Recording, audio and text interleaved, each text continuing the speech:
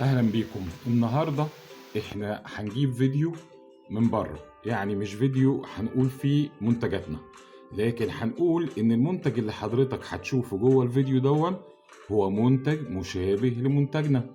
منتجنا اللي بنتكلم عنه اللي هو هتشوفه حضرتك في الفيديو اللي معروض في بلاد بره هو بودر تأسيس لمعة الرخام والجرانيت. يا جماعة أنا عايزك تبص بعينيك كده وتشوف شكل البودر عامل إزاي، مفيهوش أي شمع مجروش، وقد إيه هو مهم. ولو ما كانش مهم ما كانش الخواجة تعب وعمله. يلا نشوف مع بعضينا. آدي هنا البودر أهو بيحطه. أنا عايز حضرتك تركز قوي في شكل البودر عامل إزاي وشكل البودر اللي إحنا بنقدمه لحضرتك، عشان تعرف ان منتجنا هو منتج مطابق للمواصفات العالمية 100%، وقارنه بأي بودر تاني حضرتك بتستخدمه. تعال بقى نشوف الراجل هيعمل ايه. هو طبعا هنا حط كمية بالزيادة، يعني نوع من الدعاية، لكن احنا عندنا بنقول لا، الكمية دي هتبقى كتيرة قوي على قطعة الرخام اللي هو بيعرضها.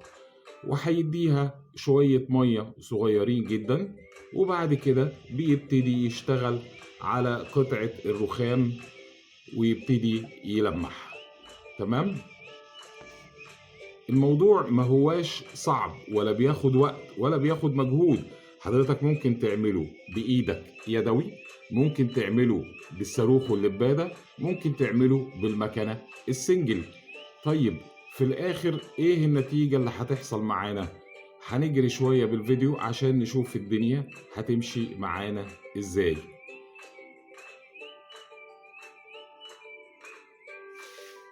هنا بيشرح لو في بقعة ممكن البودر دون يعمل ايه كمان مع البقعة.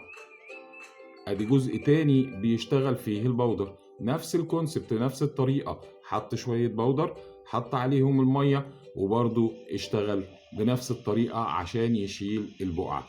يا جماعة البودر ده في اللمعة حاجة مهمة جدا جدا جدا.